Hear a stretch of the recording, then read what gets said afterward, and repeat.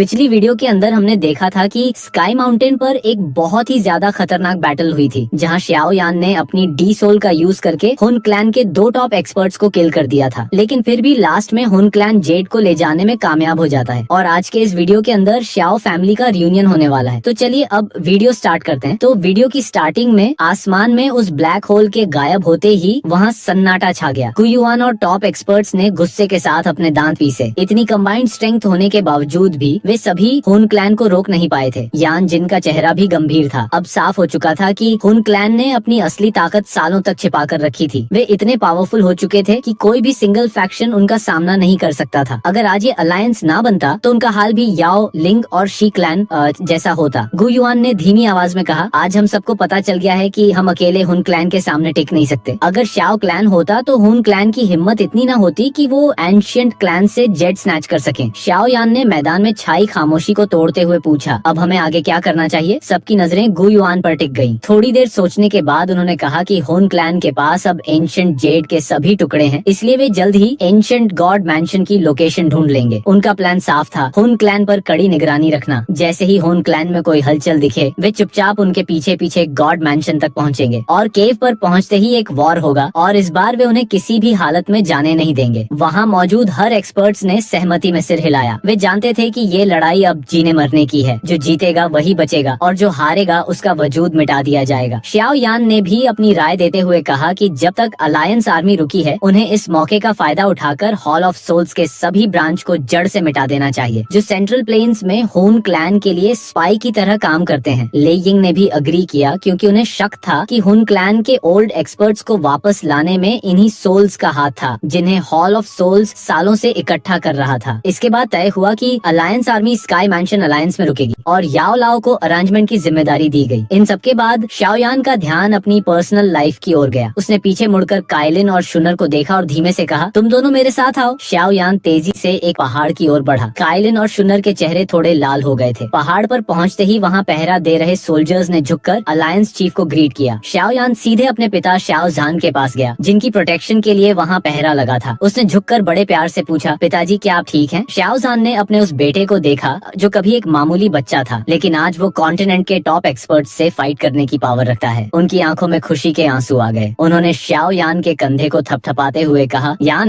तुम वाकई बहुत बड़े हो गए हो। श्याओ यान ने मुस्कुराते हुए अपना रास्ता छोड़ा और पीछे खड़ी 2 खूबसूरत लेडीज को सामने किया। शुनर ने झुककर ग्रीट किया और पूछा, अंकल श्याओ, क्या आपको आपकी शुनर याद है? श्याओ जान ने उसे देखकर तुरंत पहचान लिया। उन्हें न याद आया कि वे श्याओ यान को अक्सर इस बात के लिए डांटे थे कि वो शुनर से ज्यादा उम्मीद न रखे, क्योंकि उसका लेवल बहुत ऊंचा था। लेकिन आज श्याओ यान ने हंसते हुए बताया कि शुनर अब उनके परिवार का हिस्सा है। यहाँ श्याओ यान ने डायरेक्टली शुनर को अपनी वाइफ बताया है। ये सुनकर श्याओ जान की खुशी का ठिकाना न रहा, लेकिन तभी उनकी नजर पास खड़ी काइलिन पर गई, जिसकी खूबसूरती किसी कलरफुल रेनबो जैसी थी। श्याओ यान ने थोड़ा झिझकते हुए बताया कि पिताजी, ये आपकी दूसरी डॉटर इन लॉ है। जैसे ही श्याओ यान ने बताया कि काइलिन का दूसरा नाम क्वीन मेडुसा है, श्याओ जान शॉक रह गया। जियामा एम्पायर में इस नाम का कितना खौफ था, ये वे अच्छी तरह जानते थे। उन्हें यकीन नहीं हो रहा था कि जिस क्वीन के नाम से पूरा एम्पायर कांपता था, वो आज उनके बेटे की वाइफ है। काइलिन ने बड़ी मधुर मुस्कान के साथ कहा, अंकल वो सब अब पास्ट है, आप मुझे काइलिन कह सकते हैं। और उसने श्याओ यान को एक ठंडी और चेतावनी भरी नजर से देखा कि वो पुरानी बातें न दोहराए, जिससे श्याओ यान थोड़ा सा डर गया। फिर उसने हंसते हुए बात संभाली और कहा, पिताजी चलिए अब हम सभी अलायंस चलते हैं। आपकी ग्रैंड डॉटर भी वहाँ आपका इंतजार कर रही है। मैं जल्द ही भाइयों को भी बुला लूंगा और हमारी फैमिली फिर से रियूनाइट हो जाएगी। ये सुनकर श्याओ जान का मुंह खुला का खुला रह गया। क्या ग्रैंड डॉटर? उन्हें नहीं पता था कि उनका बेटा इस काम में भी इतना फुर्तीला निकलेगा। अलायंस आर्मी के स्काई मैंशन अलायंस में लौटते ही सेंट्रल प्लेन्स में खलबली मच गई। 3 एंशिएंट क्लैंस और स्काई मैंशन का ये अलायंस बेहद पावरफुल था। बेरियल माउंटेन रेंज के डिस्ट्रक्टिव बैटल की खबर आग की तरह फैल गई, जिससे छोटे सेक्ट डर गए और कई क्लैंस सुरक्षित स्थानों की ओर चले गए। श्याओ यान और उसके साथियों ने इस चीज पर ध्यान नहीं दिया। वे जानते थे कि हुन क्लैन ने भले ही अत्याचार किए हों, लेकिन कोई भी बाहरी सेक्ट इस वॉर में कूदकर अपनी जान जोखिम में नहीं डालना चाहते थे। स्टार रेल्म पहुंचते ही सेना फिर से तैयारियों में जुट गई। फॉर्चुनेटली मैनेजमेंट का सारा काम याओ लाओ और बाकी एक्सपर्ट संभाल रहे थे, जिससे श्याओ यान को इन सिरदर्द वाले कामों से राहत मिल गई थी। इतने खतरनाक वॉर के बाद श्याओ यान ने भी थकान महसूस की। जैसे ही उसे आराम करने का मौका मिला, वो अपने पिता श्याओ जान, शुनर और काइलिन को लेकर पहाड़ की ओर चला गया, जो कि अब श्याओ फैमिली के लिए था। जैसे ही श्याओ श्याओ को पता चला कि उसके फादर आ चुके हैं, वो दौड़ती हुई आई और अपने पिता के गले लग गई। श्याओ यान ने भी उसे गले लगाते हुए कहा, शाओ शाओ अपने दादाजी को भी ग्रीट करो। शाओ शाओ अब धीरे धीरे बड़ी हो रही थी और उसमें अपनी माँ जैसी खूबसूरती और अट्रैक्शन की झलक अभी से दिखने लगी थी। उसने अपनी बड़ी बड़ी आंखों से पास खड़े ओल्ड मैन को देखा और बड़े प्यार से कहा, ग्रैंडपा। ये सुनकर शाओ जान का चेहरा खुशी से लाल हो गया। उनके झुर्रियों भरे चेहरे पर एक ऐसी चमक आई जो बरसों की कैद के बाद पहली बार दिखी थी। उन्होंने खुशी में आकर शाओ शाओ को अपनी गोद में उठा लिया। जब उनकी दाढ़ी शाओ शाओ के चेहरे से छुई तो वह मासूमियत से बोली, ग्रैंडपा ये क्या है? ये देख शाओ जान जोर शोर से हंस पड़े और उनकी आंखों से खुशी के आंसू निकल आए। हुन क्लैन की कैद में बिताए उन दशकों में उन्होंने उम्मीद छोड़ दी थी। उन्हें डर था कि कहीं उन्हें बचाने के चक्कर में शाओ यान अपनी जान न गवा दे, लेकिन आज हकीकत देखकर उन्हें एहसास हुआ कि उन्होंने अपने बेटे की काबिलियत को कम आंका था। फैमिली की ये खुशी उनके लिए दुनिया की सबसे कीमती चीज थी। शाओ यान ने अपने पिता को खुश देखकर अपनी मुट्ठियां कस लीं। पास खड़ी काइलिन और शूनर की आंखों में भी हल्के आंसू आ गए। शाओ यान ने काइलिन से कहा कि वह जियामा एम्पायर में मैसेज भेजकर उसके भाइयों को भी बुला ले ताकि परिवार का रियूनियन पूरा हो सके। फादर आप आराम थोड़ा कर लें। काइलिन के जाते ही शाओ यान ने मन ही मन खुद से कहा, बड़े भाइयों आखिरकार मैंने अपना वादा पूरा कर ही दिया। आने वाले दिन बड़े पीसफुल थे, लेकिन ये शांति उस आने वाले तूफान का संकेत था जो और भी खतरनाक होता जा रहा था। दोनों पार्टी अपनी तैयारियों में जुट चुके थे। इसी बीच गु युआन ने खुद को रिट्रीट में डाल दिया ताकि वे अपनी सोल स्ट्रेंथ से सीधे हुन रेल्म पर नजर रख सकें। लेकिन जेड मिलने के बाद हुन क्लान बिल्कुल शांत हो गया था। कुछ दिनों बाद अलायंस आर्मी ने अपना एक्शन शुरू किया। उनका निशाना हॉल ऑफ सोल्स था। आर्मी की टुकड़ियों ने सेंट्रल प्लेन्स में एक सर्च ऑपरेशन चलाया। एक एक करके हॉल ऑफ सोल्स के ब्रांच हॉल्स उजागर होने लगे, लेकिन जब सेना वहां पहुंची तो पाया कि वे जगहें लगभग खाली थीं। हुन क्लैन ने चालाकी दिखाते हुए अपने टॉप एक्सपर्ट्स और वहां जमा की गई स्पिरिचुअल एसेंस को पहले ही हटा लिया था। भले ही वे भाग गए थे, लेकिन अलायंस आर्मी ने सेंट्रल प्लेन से हॉल ऑफ सोल्स के वजूद को लगभग पूरी तरह मिटा दिया। यहाँ तक कि उनके सबसे powerful sky and earth branch को भी खंडहर बना दिया। लोग दंग थे कि कभी सेंट्रल प्लेन्स पर राज करने वाला ये हॉल ऑफ सोल्स इतनी आसानी से मिट गया। इसी शांति के बीच शाओ डिंग और शाओली भी वर्म होल के जरिए स्टार रेल्म पहुंच गए। पिता और बेटों का वो रियूनियन बहुत इमोशनल था। शाओ यान ने कुछ समय अपने परिवार के साथ बिताया और अपने यान अलायंस का हाल चाल जाना। हालांकि वो अपनी इस यान अलायंस को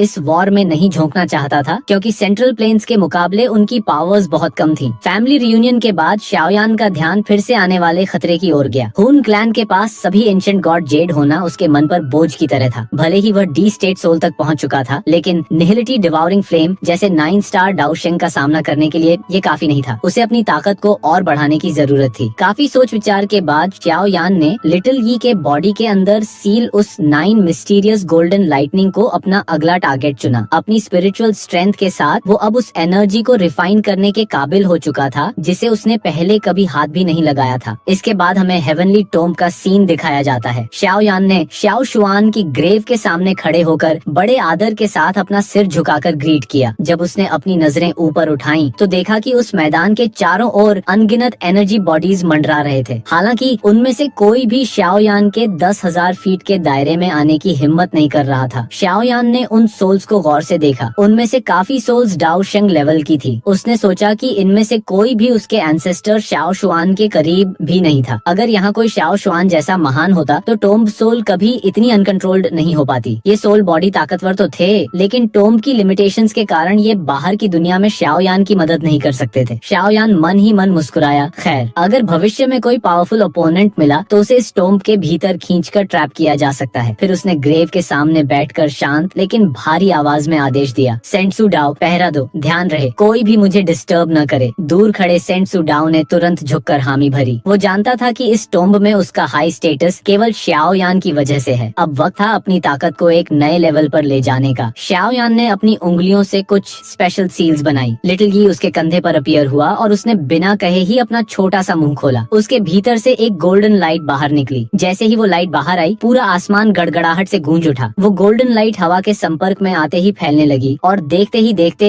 एक 10,000 फीट विशाल गोल्डन लाइटनिंग ड्रैगन में बदल गई। उस ड्रैगन के पूरे बॉडी पर लाइटनिंग आर्क चमक रहे थे। उसकी दहाड़ इतनी खौफनाक थी कि आसपास की सोल्स डर के मारे और पीछे हट गईं। उन्हें डर था कि अगर उस ड्रैगन की एक भी चिंगारी उन पर गिरी तो वे पल भर में राख बन जाएंगे। लेकिन फिर भी गोल्डन ड्रैगन सिर्फ एक प्योर एनर्जी थी। शाओयान ने उस ड्रैगन की वायलेंट स्ट्रेंथ को देखा। पहले वो केवल इस ड्रैगन की थोड़ी सी पावर यूज कर पाता था, लेकिन इसे पूरी तरह रिफाइन करना उसके बस के बाहर था। पर अब डी स्टेट सोल की पावर्स के साथ उसे ये काम इम्पॉसिबल नहीं लग रहा था। उसे नाहिलिटी डिवाउरिंग फ्लेम जैसे ओपोनेंट का सामना करने के लिए स्ट्रेंथ बढ़ानी ही होगी। उसने एक बार फिर अपनी सील्स चेंज की। उसके फॉरहेड से स्पिरिचुअल स्ट्रेंथ का एक ऐसा स्टॉर्म उठा कि देखते ही देखते आसमान में एक विशाल ह्यूज फिगर खड़ा हो गया। ये इल्यूजरी फिगर बिल्कुल शाओयान जैसा था, लेकिन साइज में उस लाइटिंग ड्रैगन से भी कई गुना बड़ा। उस फिगर के चारों ओर से एक ऐसा प्रेशर निकल रहा था मानो वो सोल्स का एम्परर हो। तभी उस विशाल ने अपने पहाड़ जितने बड़े हाथ से बादलों को चीरते हुए नीचे की ओर झपट्टा मारा और उस लाइटिंग ड्रैगन को हवा में ही दबोच लिया। ड्रैगन ने खुद को छुड़ाने के लिए पागलों की तरह छटपटाहट दिखाई। उसने अपने मुंह से गोल्डन लाइटनिंग बॉल्स बनाकर अटैक किया जो शाओयान के स्पिरिचुअल हैंड से टकराकर धमाके पैदा कर रहे थे, जिससे आसमान लाइटिंग क्लाउड से भर गया था। लेकिन वह स्पिरिचुअल हैंड टच से मस नहीं हुआ। शाओयान ने अपनी आंखों में एक चमक के साथ गरजते हुए कहा, ब्रेक। इसके साथ ही स्पिरिचुअल हैंड की पकड़ और भी खतरनाक हो गई। जैसे ही उसने अपनी मुट्ठी कसी, वो गोल्डन ड्रैगन एक भीषण धमाके के साथ बिखर गया और गोल्डन लिक्विड में बदल गया। तभी लिटिल यी हवा में उछला और 1000 फीट फायर कॉल्ड्रन का रूप ले लिया। उस सारे गोल्डन लिक्विड को उस कॉल्ड्रन ने अपने भीतर सोख लिया और पिंक फ्लेम उसे रिफाइन करने लगी। साथ ही शाओयान ने अपनी स्टोरेज रिंग से काफी मेडिसिनल इंग्रेडिएंट्स निकाली, जिनको उसने कॉल्ड्रन में डाल दिया। शाओयान इसे रिफाइन करने के लिए कोई सिंपल मेथड यूज नहीं कर रहा था, क्योंकि वो जानता था कि इससे वो सिर्फ एडवांस 6 स्टार तक पहुंच पाएगा। इसलिए उसने दूसरा मेथड यूज किया, जिसका मेन इंग्रेडिएंट कोई सिंपल इंग्रेडिएंट्स नहीं था, बल्कि पिल को बनाते समय गिरने वाली पिल लाइटनिंग ही थी। इसलिए इस पिल को लाइटनिंग कैलामिटी पिल कहा जाता है। क्योंकि इस बार main ingredient 9 mysterious golden lightning थी, इसलिए ये पिल डियर 9 मिस्टीरियस पिल के लेवल को छूने वाली थी। डी स्टेट सोल होने की वजह से शाओयान को खुद पर पूरा भरोसा था कि वह कोई गलती नहीं करेगा। वो जानता था कि इस लेवल पर पहुंचने के बाद किसी भी मिस्टेक को तुरंत पकड़ा और सुधारा जा सकता है। जो भी मेडिसिनल इंग्रेडिएंट्स शाओयान ने स्टोरेज रिंग से निकाले थे, वो धीरे धीरे उस गोल्डन लिक्विड में मिलने लगे, जिससे उसका रंग गोल्डन से ग्रीन होने लगा। अगले 1 महीने तक हेवनली टोम्ब के भीतर बिजलियों का तांडव चलता रहा। पिंक फ्लेम की हीट ने टोम्ब के कोने कोने को रोशन कर दिया था। समय के अंतर की वजह से टोम्ब में 1 महीना बीत चुका था, जबकि बाहरी दुनिया में अभी केवल 6 दिन ही हुए थे। 1 महीने की मेहनत भरी रिफाइनमेंट के बाद शाओयान ने धीरे से अपनी आंखें खोली। उसने आसमान में उस कॉल्ड्रन की ओर देखा और उसके चेहरे पर हल्की सी मुस्कान आई। कॉल्ड्रन के भीतर वो गोल्डन लिक्विड अब सूख चुका था और उसके ठीक बीचों बीच एक सुनहरी चमकती हुई मेडिसिनल पिल तैर रही थी। उस पिल से गोल्डन लाइटनिंग रिलीज हो रही थी। टियर 9 मिस्टीरियस लाइटनिंग कैलामिटी पिल आखिरकार बनकर तैयार थी। अब वक्त था उस एनर्जी को अपने भीतर उतारने का, जो शाओयान की किस्मत और पावर को हमेशा के लिए बदलने वाली थी। और इसी के साथ ये वीडियो यहीं पर एंड होती है, लेकिन नेक्स्ट वीडियो के अंदर शाओयान 7 स्टार डाओ शेंग लेवल पर ब्रेक थ्रू करने वाला है और साथ ही हमें जियान नान एकेडमी के अंदर एक बहुत ही ज्यादा खतरनाक फाइट देखने को मिलेगी। और हाँ, नेक्स्ट वीडियो मैं 1 वीक के अंदर अपलोड कर दूंगा, तो इस वीडियो को लाइक और कमेंट करके जरूर बता देना कि तुम्हें ये वीडियो कैसी लगी। और अब से वीडियोस रेगुलर ही आएंगी, तो मिलते हैं नेक्स्ट वीडियो के अंदर।